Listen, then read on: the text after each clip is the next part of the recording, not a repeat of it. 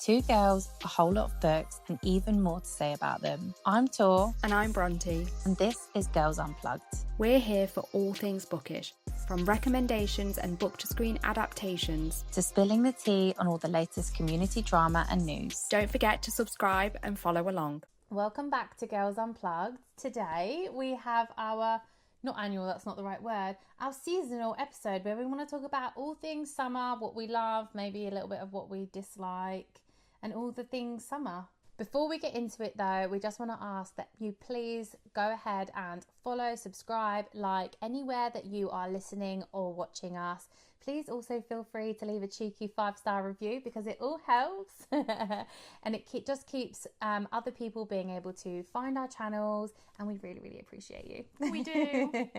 But to get into today's episode, obviously, like we said, all things summer. So I want to start by asking you, what does your ideal summer day look like? What are you doing? What's the activity of choice? Okay. Food, drink, whatever. In this scenario, we're going to act like my children are absolute angels and wouldn't drive me crazy. But my ideal summer day would look something like waking up at a good 5-6 a.m. and sitting outside in the early morning sunshine with a blanket, book, and a hot matcha or coffee. There is yeah.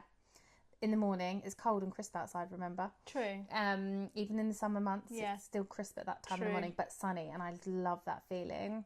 That would be the start to my day, followed by a nice slow morning, a little bit of play in the park with the kids, to then come home and have a barbecue in my back garden. They're my favourite British summer days, friends and family over, people that I love to spend time with, kids playing, Kyle's cooking, obviously, because he is the daddy. That's just, and those kids start to wind down, watching something on the TV, everyone out in the garden, drinks, blankets wrapped around you into the evening, heat lamps on. Do you know what I mean? Just that easy, casual summer day with all the people that you really like spending time with. That's perfection to me. She's really selling the cozy atmosphere. I just want to be there with a pina colada in hand. Yeah, it's not even cozy, but it's just invite, just easygoing vibes. Yeah. Nothing too crazy hectic. Has to be with all my favourite people. Yeah. So obviously you'd be there. Oh, how cute was that? Just to play with my kids. Yeah, I'm Nanny McPhee. What about you? Well, I've only recently started to like summer because, as we know, I'm an autumn girly, and I still am, but over the last maybe 2-3 years, maybe 2 years actually, I've started to get a real appreciation for summer. I definitely notice a big change in my mood when we get to spring and the sunshine comes out more. Yeah. I think it's just natural, even if you like the winter and autumn seasons in the UK, just because we get no sun whatsoever. It's just biologically fact that you will like it when the sun comes out. Yeah. So I've only started recently, like I said, getting into it. But one thing I do love is a picnic. Yeah, me too. I love a picnic. And I have this sort of mini green near my house. It's not quite a park, but it's bigger than I can't believe I've never been to your flat. Yeah, that's crazy, guys. I'm here all the time. She's never been to mine. But there's a green near my flat that's really lovely to go and sit in nice. Lunch or after work or whatever. So I'd probably have a picnic, sit in the sun, read a book. I always have specific summer playlists, get one of those going, an iced matcha, obviously always my drink of choice. And and also I feel one of my best friends, Ellie, not her sister Ellie, different Ellie, Are you saying my Ellie isn't one of your best friends? She's going to be offended when she hears this. But me and her, because we live in London, that's the key factor. Ellie's Tor's sister does not live in London. We go on days out together all the time, and we do coffee shops, matcha, wandering around the shops, getting little cute snacks, book shopping. And those days, even when we don't do them in summer, always remind me of summer. I don't know why. They've just got that vibe about them. Yeah, and I enjoy little days like that as well, no matter the weather. So probably something like that. Yeah, just easy going, relaxing, enjoying the heat, I think. Yeah, nice. Yeah, getting a tan. Working on my mixed raceness. Even though you don't like getting a tan. I've grown to like it recently. I've grown to like it. Getting browner. I'm getting less vampire vibes as I get older, guys. Love this for you. Thank you. Just you do this to make me jealous, don't you? Yeah, that's why I've got into it, because I know it annoys Tor. No, I'm kidding. What is a summer tradition or like memory that really makes you feel good? That's a good question. I don't think I have any specific summer traditions, you know. Really? No, I don't think so. I think because, you know, obviously I've lived quite a few different places. I moved 8 times in 8 years. Not always been with the same people. But because of that, I've not developed any specific summer traditions. But obviously my birthday is in summer. Yeah. And I'm a big birthday person. Like, I know a lot of people don't necessarily do that much for their birthdays. I do. I'd be celebrating it like 3 or 4 times. You'd be selling it to all of us and fucking spend it with you. Literally, like, I'll do something with this group of friends and then this group of friends and then my mum's side of the family, and then I'll be like, something else over here. Like, yeah, I'm always doing things for my birthday, which is in August. So I feel like that's kind of a tradition in itself, and obviously has a lot of good memories. But also, my sister's really cute. And because of my chronic illness, I used to find summer so difficult health-wise, because if you don't know, your blood vessels tighten in the heat, which makes people with heart conditions even worse, etc., etc. And so to help me, she used to make me homemade ice lollies. Aww. And she'd do like Nesquik strawberry ones. That's so cute. And smoothie ones. And I think that's so cute, and that's a cute little memory. Yeah, that's so sweet. I know, big sister vibes. Yeah, I love that for you. What about you? I don't think that we actually have. I'm trying to think, but I actually don't feel like so far we have any specific traditions. My birthday is also in the summer. I'm a June baby, obviously, as you know, but you guys don't know that. So like you, I love to make, as I've got older, I've got less so, but I usually like to make a big deal out of my birthday, and it's always something like going out for like a bottomless brunch, drinks, or like barbecue in the garden, like, so that kind of a tradition. But one tradition I have like really truly started with my kids this year is sunflower growing competition. Enzo did one last year, and then this year I was like, we're all gonna do one together. So we've all got pots, and I hope that this will become something that we'll do every year, because I just think those are the kind of things that like kids really latch onto, and hopefully they'll do with their kids one day. And I think it's really cute, and it's something that we planted them one week, and then we let them grow, and then we bought big pots, and then we had a day where we painted our big pots out in the garden to replant them. I just think it's like cute, wholesome, Yeah, I used to do sunflowers with my mum and my sister. Did you? Yeah, but we were never very good at them. They would always end up just not growing or broken or something. So if it was down to me, that's what would happen. Kyle's getting a bit of a green thumb. In case you can't see from around the house, there's fucking plant pots everywhere. Yeah, good point, actually. I did notice the ones over here in Tor's kitchen that you guys can't see. There's 4 little plant pots, very cute. But yeah, I've not got a green thumb. My mum's not got a green thumb. Whitney's quite good with plants, my sister, but that's about it. I can keep babies alive, but I can't keep a plant alive. I think plants are more complicated. Every plant in my house is an IKEA figure. But kind of carrying on from that, do you have like a specific summer that was like, wow, this is peak summer vibes? You know, like Summer I Turn Pretty, like that thing. I do. Do you? I actually do. So the year I met Kyle, 2015, it was just like me and my best friend Amy still talk about it to this day.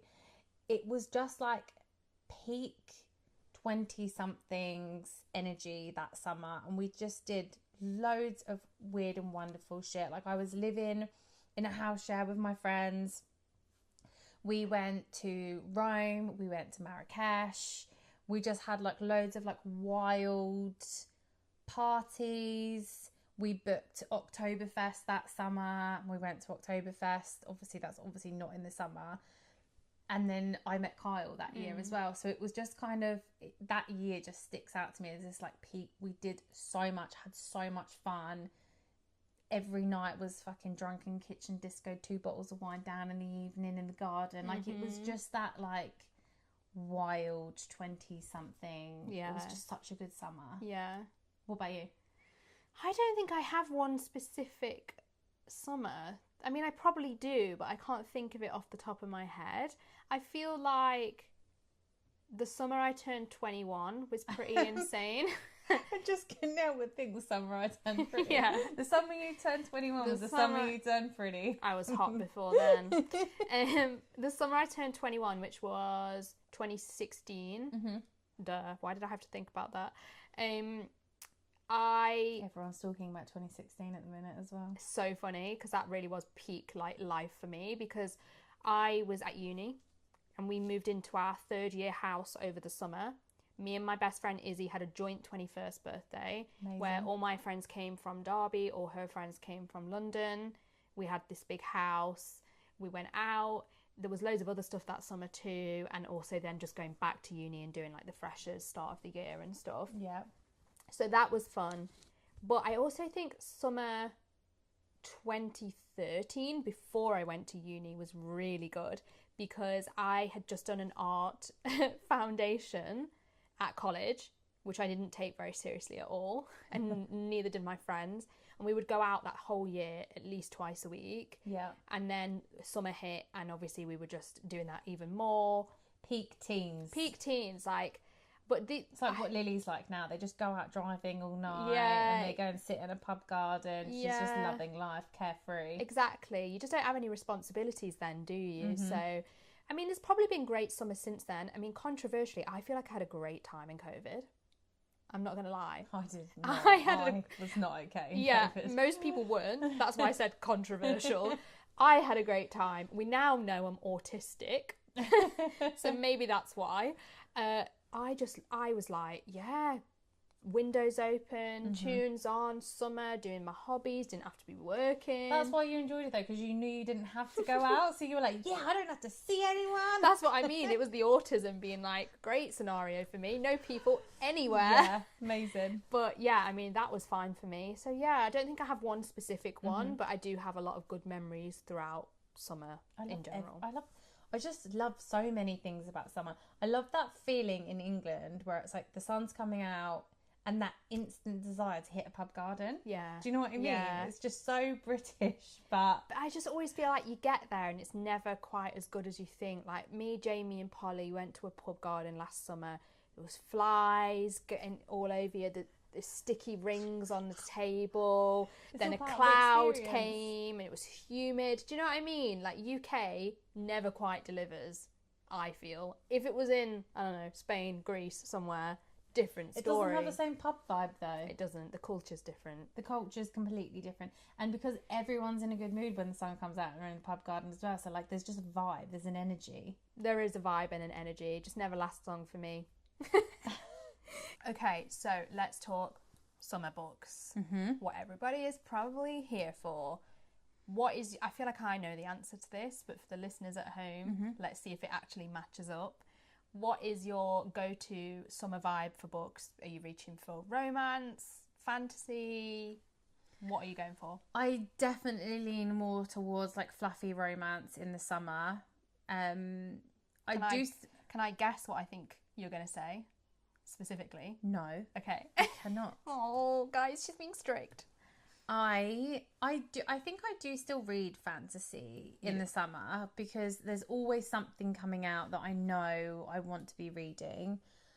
But I think where for me the thing comes in, especially as we get to like later summer months and the kids are around a lot more, to stop and start so much. Like if you're in and out the house and you're going to the park or you're going to do things with the kids because you're out the house so much more, to start and stop a fantasy book is much harder. Yeah. So I think it's not even that it's not even that fluffy romance feels like summer more to me. It's actually also a convenience thing as well. But yeah, definitely I just get in the romance mood in the summer. Yeah. You know? Yeah. Cowboy romance. Yeah, exactly. That's what I was going to say. She loves a cowboy romance. She was going to say it, okay? She loves it. We know this. I Chestnut do. Spring. I'm just such a cowboy romance Lila girl. Sage. I feel like I'm supposed to live on a ranch. You said this last episode. Yeah, and I was obviously in the countryside last weekend, and I actually just felt so good when I was there. Like I don't exactly live in a city at all. Yeah. But I actually think that I would be Can I say this? I don't want to piss anyone off. I just feel like the one thing that gets me is just like the lack of things nearby. Yeah. Like the tiny shops that have got nothing in them with like my normal everyday things that for me are essentials. First world problems. Yeah. But I think that would be my one problem. But I do think I could definitely do it. You adjust pretty quickly, and like those kinds of things you learn to just grab them in bulk when you can and stuff like that. I mean, I grew up in the countryside for half my time, for those of you that don't know. Spent a lot of time in the Peak District growing up, and I've always said that I would love to move back there and settle there if I could. So yeah, I just love the countryside, and that's also makes life so much easier in summer because you can just go out for walks. Yeah, so many different places all the time. And it's just so lovely and green, and the air feels cleaner. Yeah, and actually, a lot of places in England now, we're going a little bit off topic, kind of, but a lot of places in England, like where I was at the weekend, I was in Gloucestershire, and my mum lives in the area. And she was like, there are parts of Gloucestershire that you can get to in an hour on the train. And I'm like, that's wild, because I actually live on the outskirts of London and it takes me an hour to get to London from where I am. Well, that's what I mean. Like, it takes me an hour and 20 minutes to get back to the Midlands. It's crazy. Which is 20 more minutes than it takes me to get to yours. And I'm literally on the outskirts of London. Yeah, so it is crazy how the UK transport system works in that aspect. Madness. But we digress. Mm-hmm. Yeah.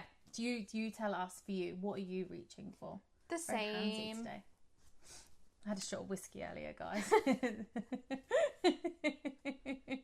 So for me, the answer is pretty much the same as Tor. I tend to gravitate towards romance in the summer. Who shocked? Literally no one. I love a cowboy romance. I love a beach romance. I love a sad and melancholic. Why can't I say that today? I love a romance like that. Yeah, romance. I don't really read any fantasy or much else in general through summer. Maybe a contemporary fiction, but that's about it. But now she said that, this always happens with you. Now you've said that, you're going to read fantasy all summer. I hope I do. That would be so funny. I do, because my fantasy TBR is out of control. And it's so much easier and quicker for me to get through romance than it is fantasy. But I hope I do fantasy over summer. I really do, because I've done nothing this year. That's true. You're just in a bit of a weird... You just got to see where the vibes take you. See where the vibes take me. Hopefully to fantasy. What's a book that you've read in the summer that literally just feels made for that season? Like a specific book that you think just like screams summer. I already know what my one is. I'm hoping you don't say the same book. I've got 4. Okay. And I doubt you would say any of them. You can say all 4. So 3 of them are connected, and that's why. Okay. And that's the Abby Jimenez series. Yes. That is Part of Your World. Mm-hmm. Yours Truly, and Just for the Summer, is it called? The third one. Those 3 books, chef's kiss, loved them, read them last year, didn't read them in summer, wish I had. So summer vibes in different ways, particularly the third book, but just, fluffy romance, of course, but then the settings of each book as well. Mm-hmm. And because her romance books are like a lot less toxic and they have like healthy kind of green flag men, that also feels quite lighthearted and summery. And then the 4th book would be Emily Henry Happy Place. Oh, of course. Which is on my summer TBR. She better do it, although I'm scared she's not going to like it, guys. But if you read it, then you know it's set literally in a beach town. It's these friends that go and meet every summer. They do all these summer activities together. It could not be more perfect. It's basically Summer I Turn Pretty but adults in that sense of how their dynamics are. So, it's perfect. I think I will love it. That's the reality. I haven't read any Emily Henry that I haven't liked. But you don't love them, right? I loved Book Lovers when I read it. Oh, Beach Read, like Book Lovers was 5 stars. Beach Read was still 4 stars, which is still a very good rating in my opinion. I reread Book Lovers recently and I loved it even more on reading. And I think Beach Read, I actually did that on audio, which can sometimes add to my, because depending on the narrators, it can make me not love it as much as when I'm, sometimes it improves the experience for me and other times it's, it's just not as good for whatever reason. And I will say the narrator for Emily Henry's books is great, but I actually think part of what makes Emily Henry's books so special is the writing, because it's so different to other romances, and the way she packs emotion in is really well done. So I definitely think they are better to be read, in my personal opinion. I know loads of people love the audios, but I definitely think Happy Place should be read. I will read it. I am going to read it. I'm nervous, but I'm excited. I'm going to read it physically.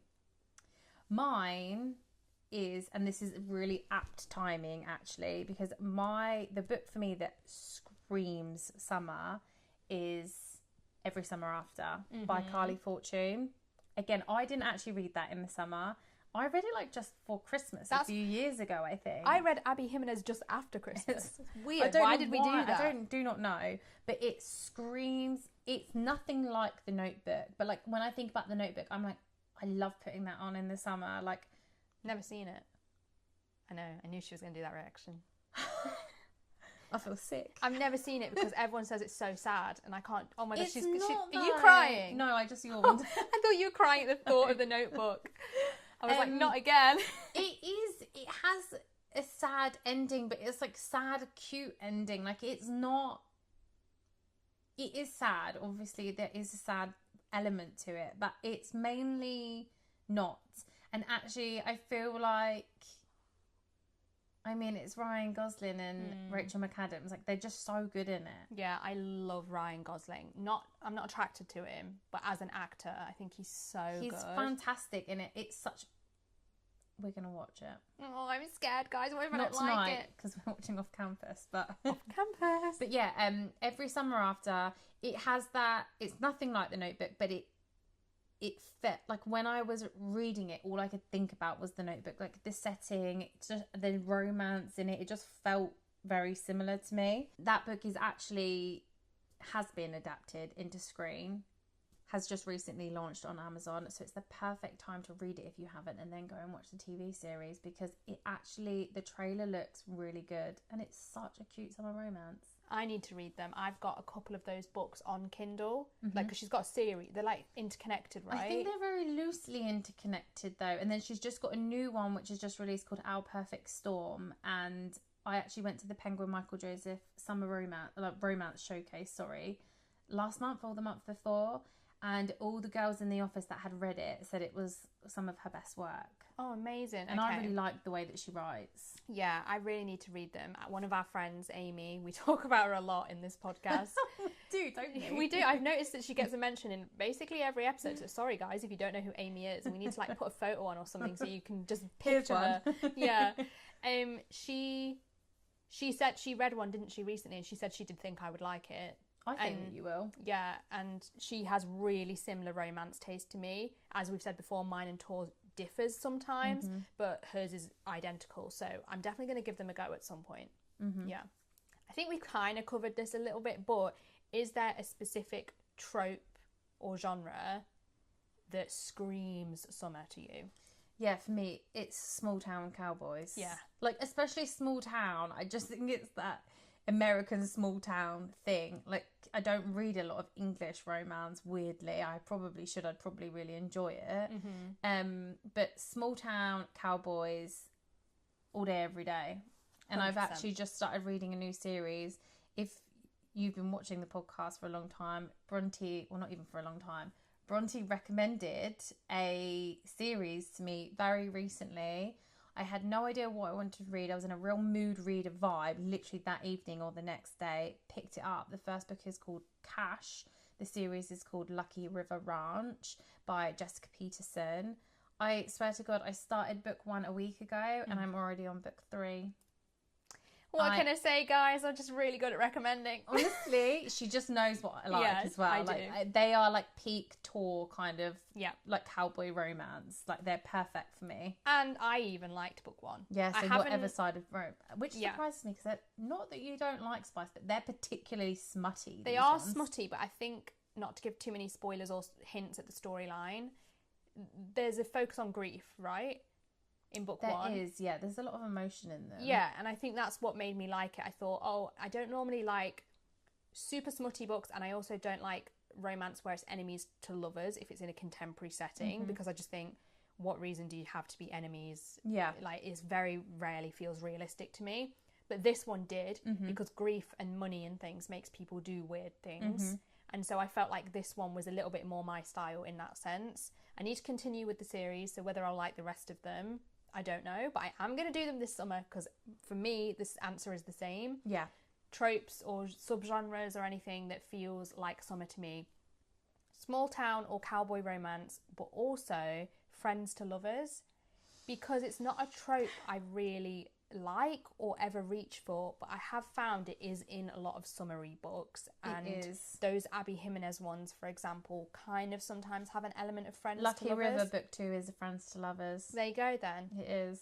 So it does have that mood to it, And it's where actually very good friends to lovers. see, so I think that does remind me of summer, because it's just a little bit more light-hearted, isn't it? It's a little bit more easygoing. Yeah, you do see your friends over summer, and it's a different vibe completely. Every summer after is also friends to lovers, childhood friends to lovers. Watch this space. I'm going to come back at friends to lovers super fan, guys. I think it is even more so summery. It feels more summery when it is a childhood friends to lovers. Do you know what I mean? There's something about it that feels like that they got together every summer, or they were always together. Do you know what I mean? It's like the summer I turned pretty. Yeah, It has exactly. that. Yeah, you have the family kind of summer memories, traditions, like it's that old like metaphor of kind of summer being through a haze of like a dreamlike haze to it, where everything just feels free and wild, right? Yeah. That's why it kind of works. If you set it in winter, it wouldn't work, No. because that is it doesn't have that lens to it. I'm not explaining that very well, but hopefully you guys at home know what I mean. There is a dreamlike quality to summer in the way it's portrayed through stories on screen and in books. Yeah, because it's sometimes that thing where you're really excited for summer because you imagine it's going to be this like really great thing, and then you get to the end of summer and you're like, that was a shit summer. Yeah, we romanticize it. You do, yeah, that's exactly the right word. You romanticize the summer months. Yeah. Because it's supposed to feel a certain way. Especially in the UK. But in the US, you'll have to let us know in the comments if your summers live up to your expectations, because you guys do tend to have, a lot of you anyway, more access to things like beaches and... Well, and also, like in America, you have every state kind of has like different seasonal kind of like timings and adjustments, don't they? Like, you know, certain parts of the country, it's warm all year round. Yeah. Which takes on a different, like, summers in Australia feel very different to how summers in the UK feel, speaking from experience, because pretty much it's warmer all year round. It doesn't get, obviously winter gets cold, but not cold like it does here. And it's still sunny and it still feels fresh. But the summer still feels like summer, but not like how it feels here. If that makes sense. Yeah, I think that makes sense. Our weather is just such a unique thing. It's such a weird roller coaster here in the UK. There's a funny culture around like the seasons in the UK. Like every season has like a different overall vibe to it in the UK.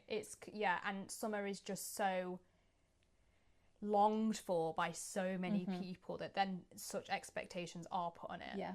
So I actually do quite like that about living in the UK though. Like I love having 4 very clear seasons throughout the year. I do too. And that's why it is so fun when we do these episodes and we can talk about the differentiation between them, because we have that. Whereas a lot of places it is more of a gradual change, not so different. And we also do have a lot of traditions and fun holidays and activities across all of the seasons. Like so even true. Spring, you know, we have all the Maybank holidays, and then you have your bank holidays coming out in the end of August. Do you know what I mean? There's even things like that that is just so specific to the UK. Yeah, so true. What is on your summer, I was about to say your summer romance TBR, but your summer TBR in general? Yeah. New releases, what's been there for a while? Like, what are you really excited to read over this summer? It is mostly romance, to be fair, anyway, because as we've discussed, that's what we gravitate towards. I definitely want to go back to Abby Jimenez and do some more of her books. She obviously had a new release this year. I have only read the 3 that I mentioned, but loved them. They were all 5 stars, which is rare for me these days. I need to go back to that series. I only read the first one. Oh, and that's the worst one in the series. I mean, it's still great, but it's the worst one. Book 2, so good. So I want to continue with Abby Jimenez's work. Something about it is so summery and, romance in general. I also want to read Great Big Beautiful Life, The Great BBL, by by Emily Henry, because when it released, I was a little bit put off by the mixed reviews, and then that has kind of like made me push it to the side. Mm-hmm. But I literally have 2 special editions of it, and she's one of my all-time favourite authors. By the way, the 2 special editions was accidental. I ordered the Afterlight one, and then also saw that it was the Works one. Oh, okay, fine. And they I got them at the same time, and I don't know which one to keep. Anyway, I digress. I want to read that, finally do it, because something about Emily Henry is very summer to me, and so this is the right time to read it. I also want to go back to Frederick Backman, author of Beartown. I did book 1, but I haven't done any of his others or continued the Beartown series. That is not romance, but the small town setting feels perfect to go back to for summer specifically. I really need to see what happens with these characters, even though I'm scared for the pain, because there will be pain, I know it. And then I don't really necessarily think I have any specific summer releases that I'm super excited for. I mostly feel like it's more like catching up on things that I need to do. Yeah, fine. So again, continuing with that cowboy romance series, Lucky River Ranch, I want to do that. It's just kind of those romance books that have built up throughout the end of last year and this year, and getting back to them. Yeah, fair. What about you? I am obviously going to finish the Lucky River Ranch series, obviously, because I'm feral for it at the moment. The new Carly Fortune, which we just mentioned earlier, Our Perfect Storm. And then Fever Dream by Elsie Silver is releasing. It's already released. And everyone that I know that's had the proof has loved it, so I'm really excited. The characters are interconnected from the other series again, so we've already been introduced in. We know we kind of already like them, which is exciting. And there's some big fantasy books dropping as well, which I'm not sure how quickly I'm going to end up reading them. Bloodbound, I'm so curious about this book. Everyone's talking about it. Everyone's saying it's going to be it's amazing. So obviously I'm really on the fence about it, but I definitely want to read it. And I think the mood reader in me is drawn to it. Yeah. Do you know what I think it actually is? What? It's the mixed blue and red of the proof. It looks like Legendborn. No, it gives me like Tori and Darcy, like their magic from Zodiac Academy. I think that's why I'm really drawn to it. For me, it was giving Legendborn series. It really looks like my fairy loot. And I actually first thought it was like a bonus book. I was like, wait, hold on a minute, have I missed something? Is this in the Legendborn world? Because even has that sound of the word, right? Like Bloodbound, Legendborn, Oathbound, like it's similar. But yeah, it does have those vibes. We also have The Ballad of Falling Dragons. I am excited for that. I just don't know when I'm going to read it, because I want to reread book 1. Exactly. I think that realistically won't end up on my summer TBR, because... Oh my goodness, I forgot a major book. What? Daybreak. Oh, I was just thinking about that earlier when you were talking. How could I forget that? I'm definitely going to read that, yeah. Even though that is quite autumnal, if it's the same vibe as book 1. That's the thing, like sometimes, and I think I'm going to read these books as soon as they come out, but then it gets to, and I think I'm actually not in the mood for this. Yeah. So who knows? I did do Nightshade on audio though, and I probably will do Daybreak on audio, because the audio was really good. Interesting. So who knows where that might end up for me. But yeah, I mean, I think my main ones are Our Perfect Storm, Fever Dream, The End of Lucky River Ranch, and I think Bloodbound. Yeah. I actually forgot one more as well, which is really important. I've been talking about it a lot, and that is Sunrise on the Reaping, which is the most recent Hunger Games book. I'm so sick of hearing about Hunger Games. Everyone's talking about it. I'm bored. She needs to read them. She needs to get into the films. I'm not going to. You should. Everyone tell her to in the comments. Bully her. You have my permission. But yeah, I need to read that. I really want to read that. Everyone says it's much better than the one I just read, even though that was still good. It just wasn't like 5-star. I need to read that because I want to be up to date by the time the film come out. Film comes out. That was so northern of you. I got excited and spoke too fast. It was actually very ADHD of me, which she should know all about. I don't know what she's talking about. Very ASMR of me. Hello, everyone. Is there any books that you've been meaning to read over summer and you've just never got to that you might do this year?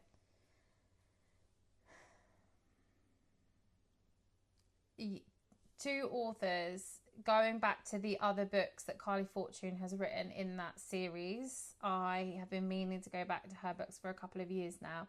And also the other Emily Henry books. Oh, yeah. Happy Place. What's the other one? Great Big Beautiful Life? Or No. the People We Meet on Vacation? No. You've read the others. Beach Read, Book No. Lovers. Happy Place. Happy Place. Oh, Funny Story. Funny Story, yes. Fake fan. Yeah.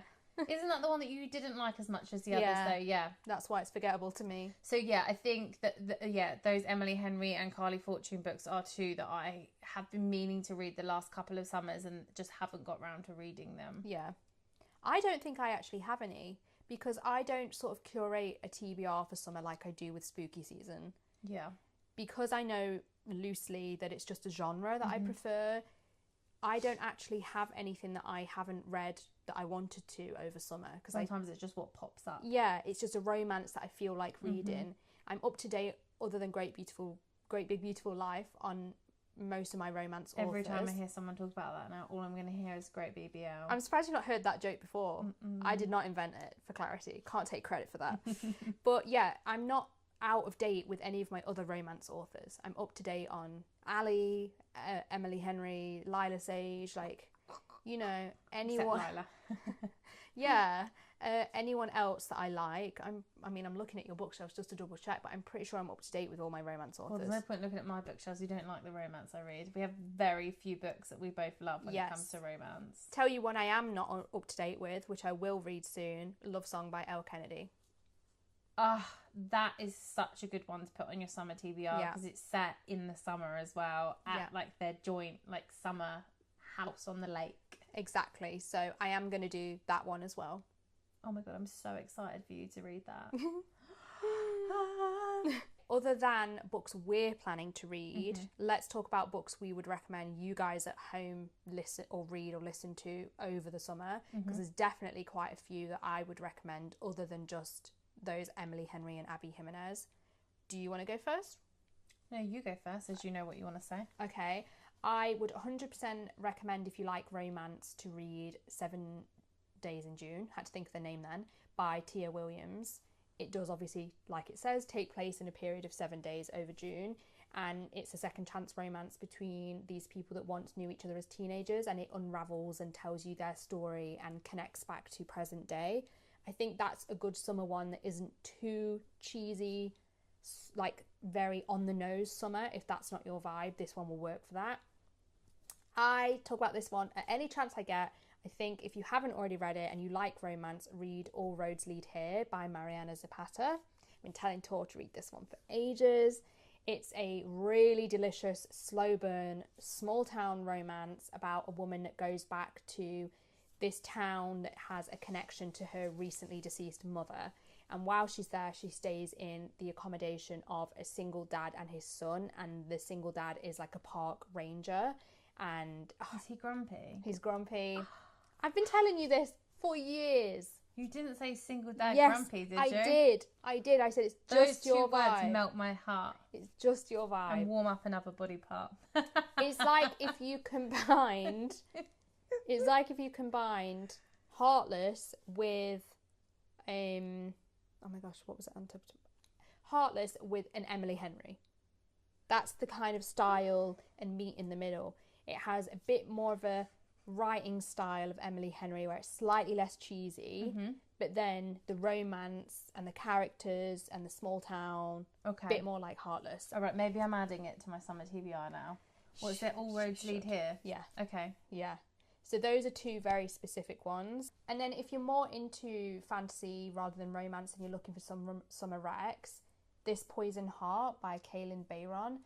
That duology that really has a summery vibe, actually. It's like Greek mythology, modern day, witchy vibes. Secret garden retelling. Yes, secret garden retelling. So I think that garden atmosphere of her like exploring this new house and the witchy vibes really give summer, and it's such a like small, easy but great duology. Yeah, it's so good. Yeah. I forget how good that series is. Yeah, and I need to go and do the rest of her books. So that Yes. maybe that should be on my summer TBR too. Hmm. What else would you recommend? I mean, Rebel Blue Ranch series by Lila Sage. Yeah. Anything Elsie Silver. Yeah. I actually, do you know what? It's funny because I haven't done this in years, but I actually also, whenever I used to go on holiday pre-kids, I would always pick up like a mystery thriller in the airport. It's so random, isn't it? I Like guess because Linwood Barkley was like the one author I'd always gravitate to. That was just like these like easy, because I just think that they're fast paced. So when you're like by the pool, it's like. well, it's also like one of the most popular genres, so the airports really focus on them. Mhm. They don't have too much fantasy and Yeah. romance. Now they do, because they're getting Yes. bigger. But back then, definitely like thrillers and stuff was always the tables in W.H. Smith. 100%. And I actually I just finished a book that is I think I spoke about this in last episode actually, so I'll recap it quickly, but it's like a romance mixed with a thriller with like a little sprinkle of magical realism. And it's called If Books Could Kill, basically about this girl that makes this accidental wish to be the lead in her favourite author's next new book, but the author's actually writing a thriller, so she's then on the run, like running from serial killers. It's just a bit of a wild ride, and because obviously it's a standalone. To me, when I was reading it, I was like, this would be the perfect by the pool book, because it's got that fast pacedness of a thriller, but it's got a really nice like romantic element. It's really funny as well. So I think that would be a really good summer recommendation. Obviously Every Summer After, and actually I would also say something a bit more whimsical fantasy that gives a summery vibe is the Once Upon a Broken Heart series by Stephanie Garber. Yeah. Because it all feels very summery and whimsy. So I think that would also be a really good, like, it just gives laying in the field with a picnic. Yeah. I actually was just thinking while you were speaking, I missed off two very great whimsical fantasies. And that is, oh my gosh, they're so difficult to say because the names are so long. Witch's Guide to Magical Innkeeping, and The Very Secret Society of Irregular Witches. They just give such autumn vibes. They do, and like they are partially, one of them especially is partially set in autumn to winter, but they're so quirky, light-hearted, whimsical. I think they're the kind of books you can read at any time of year. So if you like whimsical fantasy and you don't want something as heavy as a dark fantasy or epic fantasy over summer, they would be good options. And also, surprised you haven't said this, Unmaking of June Farrow. Yes, that does actually give, because it's kind of got that like country ranchy kind of vibe, doesn't it? It's very small town America and very like almost nature based in a way. So that's definitely one, and that's a standalone fantasy too. I think about that book like at least weekly. Yeah, I mean, I feel like that with pretty much all of her books that I've read. She's a fantastic author. Yeah, I think meeting her was the highlight of my life, honestly. Honestly, I think it was. Other than Interviewing the Twisted Sisters, that was a close second. But Adrian was there in the flesh. In the flesh. So as you know, we like for these episodes to talk a little bit about food and drink, because when we do seasonal things, I think that's very specific to us as people who are led by mood. Yeah. We do change these things fairly often. So what is your summer drink order? Details, please. My typical summer drink order is a white wine spritzer with soda water, loads of ice, and preference would be a New Zealand Sauvignon Blanc. Okay. That's my usual go-to preference in the summer. However, in the Lucky River Ranch series, every book so far I've noticed they start talking about a different cocktail. Oh. So now I really want to try them. The first one was a tequila one, and the one from Wyatt, book 2, was a lemon whiskey sour. Ooh. And I'm like, I love a Disaronno sour. That Morello cherry sour that we had at Zizi's in the spring was so good. So I do love like a sours drink. So now I'm going to have to try and make us these lemon whiskey sours because they sound really good. They do sound really good. I'm similar, kind of. I really like a cocktail in summer, but I tend to go for like very, very fruity, creamy ones, pina colada, woo woo, something like that. Oh, I just love them. But Too sugary for me. oh God, give me all the sugar. I'm such a sweet tooth person when it comes to cocktails. But also my classic iced matcha on repeat in summer every day. And I probably would do one that's a bit fruitier, like a cherry iced matcha or a strawberry iced matcha in the summer months. And then also bubble tea. Bubble tea. I mean, I'm a drinks person in general. Like, I prefer drinks to food. I don't know why, I just do. Bubble tea addiction started in a summer like 4 years ago, and it's just never left. It's so refreshing when you're hot. Peach milk tea. They freak me out. Yeah, they're like a very specific mood / taste. But peach milk tea, Oreo milk tea, a fruit tea sometimes. What did I have recently? I had a new one recently that was really nice. Oh, I tried one that had the cloud foam on top, which is like, sounds gross, but it's not. It's like cream cheese in a foam, but like, you know, like you get cream cheese on a cake, it just works. Yeah. So that was nice. But yeah, I mean, I could go on about drinks all day. That's so funny because I instantly went to alcohol. I didn't even think of non-alcoholic drinks, which is weird for me because I'm not even a big drinker. Yeah. It just depends on my mood. Like, I'm either like life and soul, like drink until I can't stand up anymore, or I don't drink at all. I'm like total teetotal. Yeah. But normal drinks, a bit like you, a nice matcha, an iced coffee, white chocolate syrup. Oh, yeah. Chef's kiss. White chocolate's one of my favourites too. And I am also such a fucking sucker for, I love CBD drinks in the evening. Like, they're my go-to. Like, some people have a glass of wine in the evening. I love a CBD drink. And I found this new brand. I normally am a Trip girl through and through, but I found this new brand in Sainsbury's called Good Rays. And they have a higher CBD in them. They're like, you drink one and you just instantly melt into your chair. You feel so relaxed afterwards. And they have this, I think it's raspberry and guava. Ooh. It's so nice, like really like loads of ice, really crisp. Oh, it's delicious and refreshing in the evening. Not an ad, by the way. Absolutely not an ad. Genuine love for the drink. She was really selling it though, so maybe we should try and reach out to them for an ad. But I'm joking. But yeah, I wish I could drink CBD drinks. Oh God, Whitney is the same as you. She loves a Trip.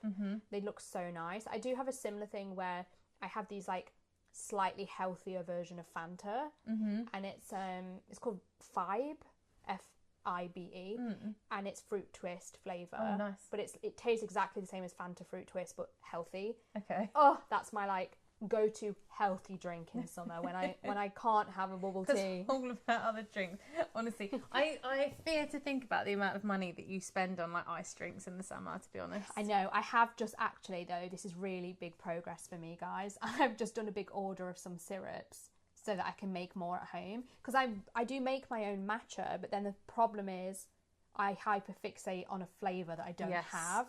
Like at the minute it's the banana ice matcha from Black Sheep.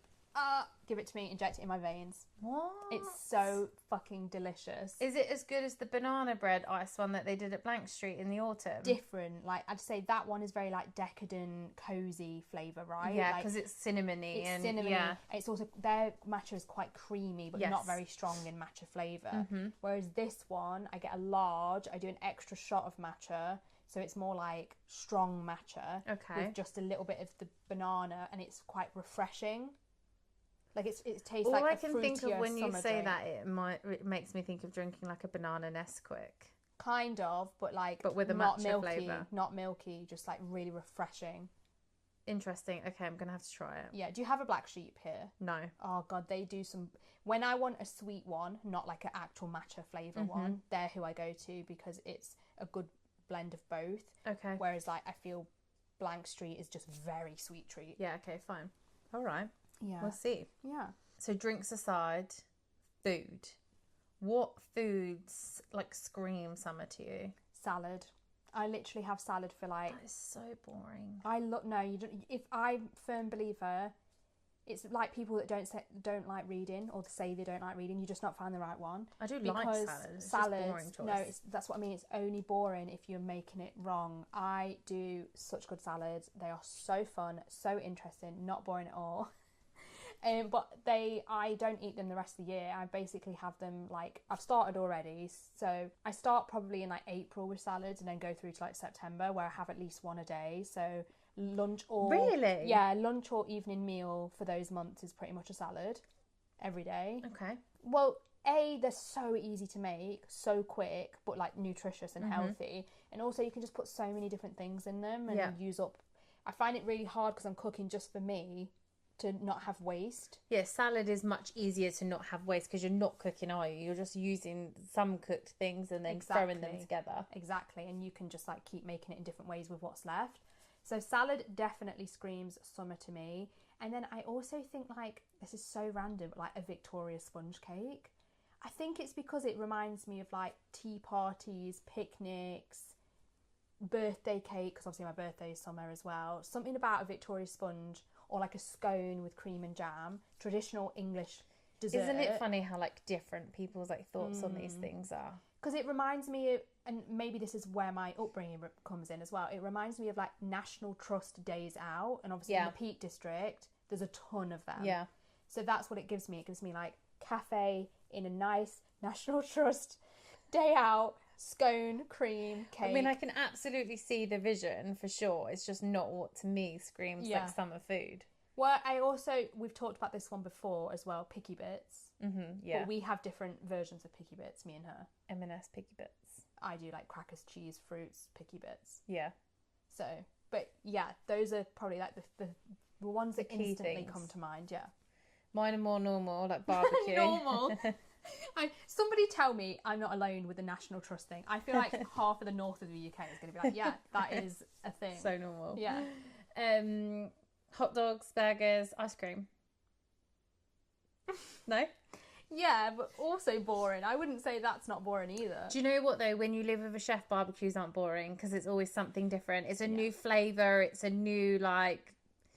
It's salad, it's a new something. Like we always have like a few certain like key staples with like a potato salad, but I do a potato salad a bit different to normal people. Okay. What do you do? Well, obviously the potatoes, the base is a mayonnaise and sour cream mix with mustard, chives and hard-boiled eggs in it. That's kind of similar to what my family does. So we do obviously potatoes, salad cream, mayo, chives, a bit of grated raw carrot. No egg potato though. salad? Yeah, it's actually really nice. Interesting. It's like really tangy and like sweet at the same time, but no egg. Okay, fine.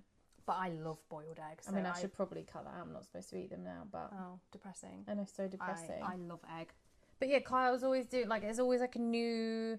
It's not just like standard hot dogs and burgers. It's like, I don't know, different flavoured lamb koftas. It's like a really nice cut of like a 48-hour marinated like T-bone steak before it's stuck on the barbecue. Like, and obviously you're not a meat person, I was just so it's about different. to say, I think barbecues for me are less interesting because nobody ever does it well for a vegetarian. We do. Do you? We do, because I used to be a veggie. Oh, true. True, actually, yeah.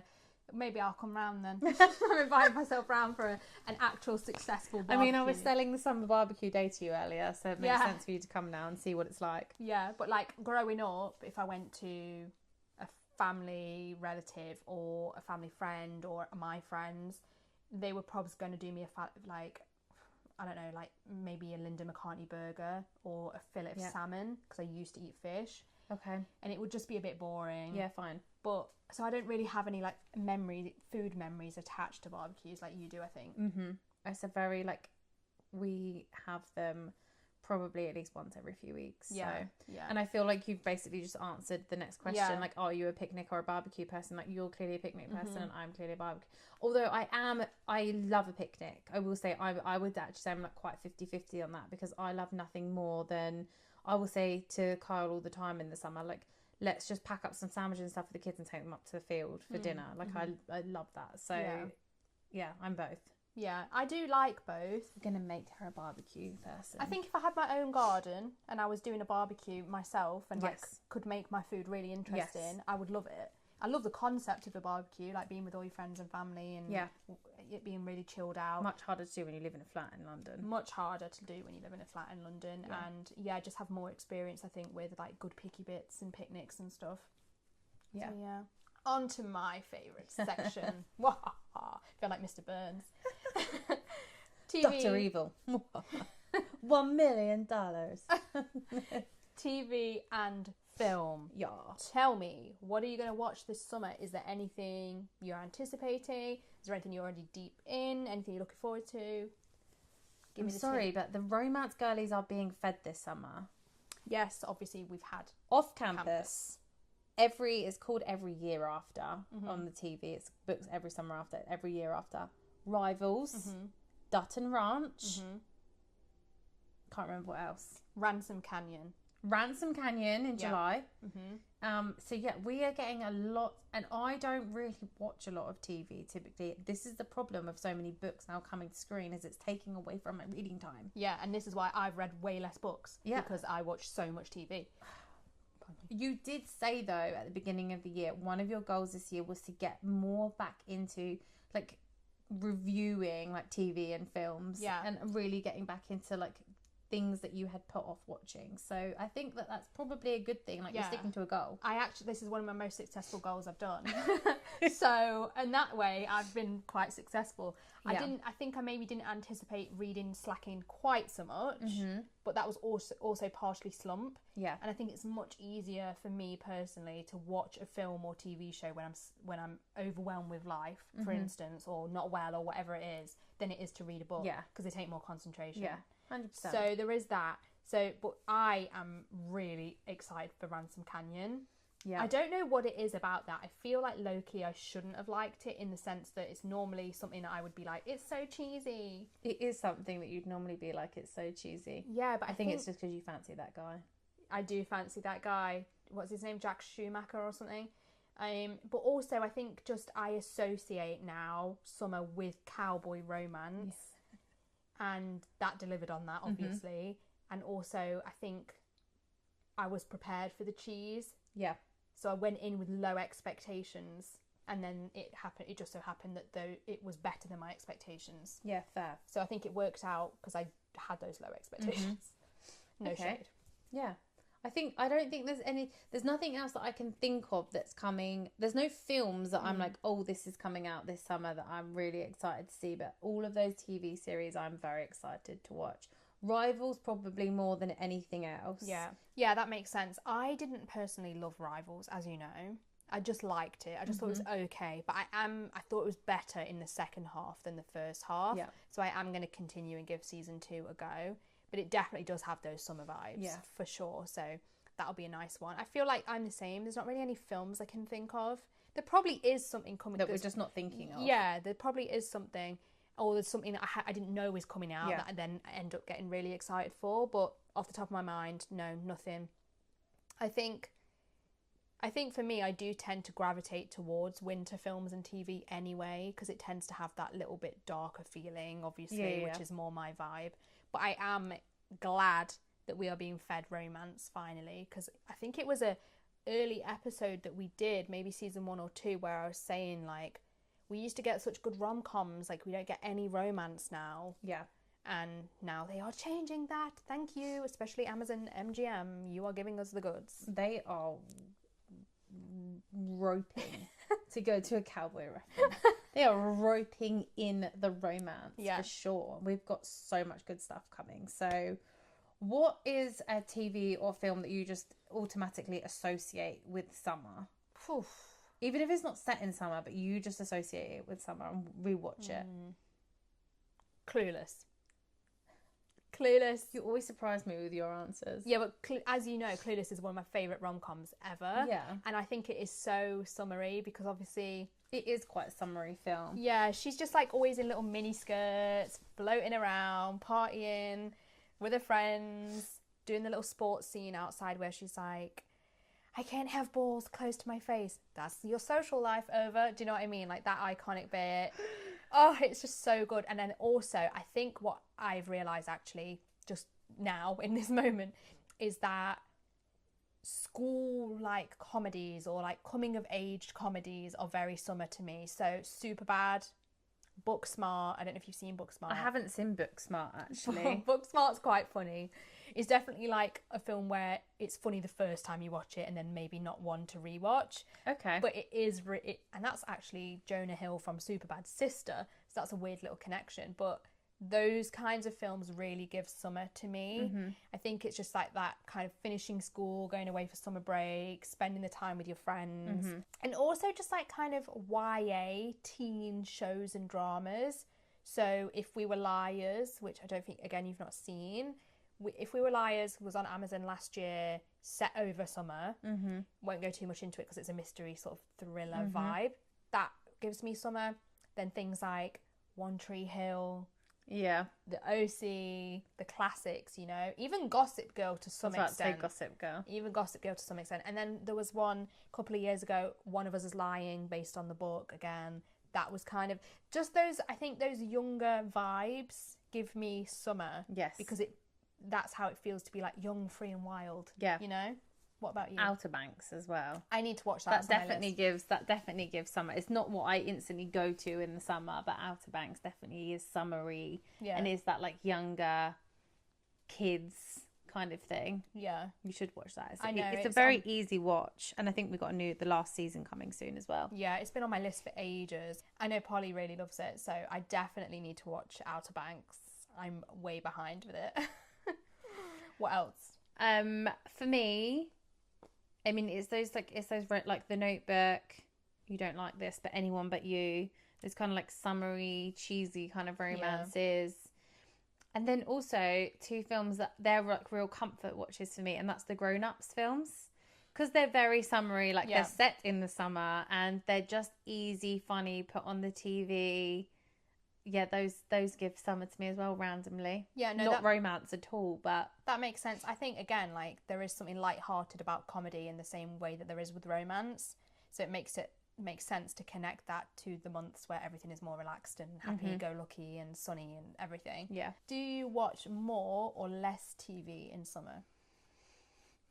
Definitely less TV in the summer. You have less time with the kids. Less. It's not even that. I just think I'm more inclined to want to be outside into the evenings when when it's still warm. But I'm just naturally want to be outdoors a lot more, and there's less. This summer might be different because we're getting so much good TV coming. Yeah. But usually the things that I watch come out in the winter months. So I just naturally watch less. Yeah, I'm the same. I don't watch anywhere near as much TV and movies, I think, in summer, because I tend to have way more social plans. I was about to say more social plans as well. Yeah, I tend to go out with my friends more, do things for longer when we're out as well, like longer days because it's brighter for longer.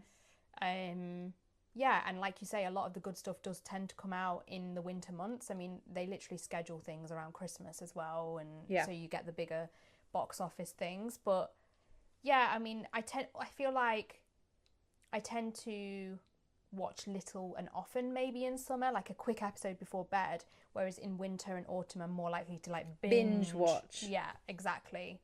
A binge is definitely a good way to spend an autumn day. Love it. Okay, so coming to the end of the episode, what is one thing you want to do this summer, whether it's something new or something you've been putting off that you've been meaning to do in other summers? Do you know what I really want to do? What? I really want to do a horse riding lesson. Oh my god, you should. I know. Did you know I horse rode for like 10 years? Shut up, did you? Yeah, I not know this about you? I don't know. I wasn't really like a horse girl. Maybe that's not like I wasn't a horse girl. I love them. I love all animals. But I never connected to it as an activity in a way that a lot of riders do. Yeah, because I was always a bit nervous. Do you think though because of your like body limitations, it made you nervous? Yeah, because the first time I ever fell off a horse, which is inevitable, you will. It's like a bike, you always fall off. But the first time, it just scared me. No, you'll be fine because it's like when you're learning, it's like a gentle fall. Do you know what I mean? You're not doing anything crazy. You're not fucking galloping off. But I really hurt my back the first time I did it because I already had issues. Yeah. So definitely I didn't love it as much, but you should do it. They are such like wise creatures. They're really in tune with you. And I think it's really good for core muscles and thigh muscles. So I don't think I would take it up as a hobby, but we're going slightly off track. I would like to, when the kids, in a few years, when the kids are a little bit older, I'd really love to go and do like a ranch holiday in America, Yes. like on a working ranch, and do like a week or two with them, like really having to work on the ranch and ride horses.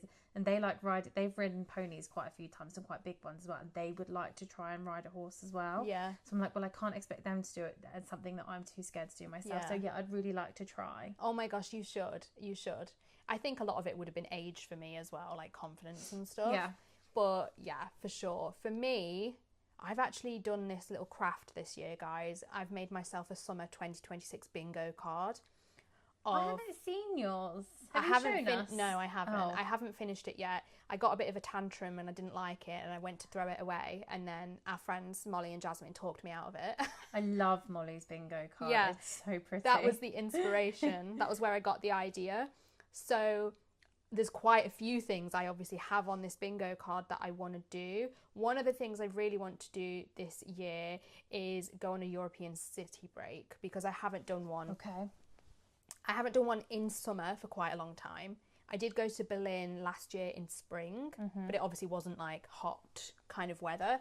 And I really specifically want to do somewhere Scandi or Nordic, because those are the areas I haven't been to yet. And I want to go more than anywhere to somewhere like Copenhagen, Oslo. Copenhagen is amazing. I know everyone says that. It is amazing. And the food scene is like very heavily based on pastries, which are one of my favourite There is this place as well. If you go, and I'll have to find the name, and if I can find the name of this place, we'll put it in the comments of the video as well. It's like there's this area that's like almost like a London foodie court type place inside, like a, not warehouse, what are they called? Like the big metal things. I don't know. Anyway, there's this huge foodie place that's like, if you went to like Curb in Camden or somewhere like that, and the food, oh my god, I had these like creme brulee, like it was like a custard filled donut, it was covered in sugar, and then they're like burnt. It was insane. I will find the name of it and send it to you if you do end up going, and I'll shove it in the comments for anyone that's thinking about going to Copenhagen, because it's an awesome place to go. I feel like so many of the capital European cities do food so well. Like Berlin is one of my favourite places for food. The restaurants, Barcelona. Yeah, the restaurants are so good. Rome, get me on a European summer break. Holidays, horse riding, all these summer activities. Yeah. What would be your summer soundtrack? A never-ending midnight sun. I can't do the Zara You Larsson. just had to sing that, didn't I had you? to sing it. It was playing in my head. Listen, if you're a Zara Larsson fan, you get it. Midnight Sun, summer is all year. It's never over. But the remix with Pink Pantheress, it's on... Pantheress, that's the word, isn't it? Pink Pantheress. It's on repeat. I love it. It's my vibe this year. I'm going to have a hot girl summer to that song. Wow, that is wild. Mine would be, and it's not even that it really gives summer anthem, but the new Like a Prayer remix by Josh. I don't know how to pronounce his last name. Fawaz, I don't know. It's spelled Fawaz. Okay. He did a remix of Like a Prayer, Madonna's song, and when I listen to it, I just want to be in Ibiza. It just screams, take me to the White Isle. I want to go home. I want to be on a beach. Yeah.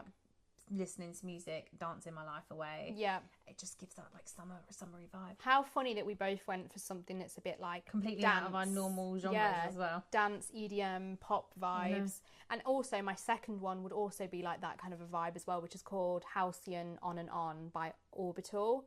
You'll know it. It's in the Mean Girls soundtrack. If you don't listen to EDM, you'll still know it. But it's like such summery vibes, but so out of the norm for me. So out of the norm for you. I mean, I do listen to everything, to be honest, but mostly over summer, I usually go for rap, hip hop, pop. That's because I'm very like mood based, as we know.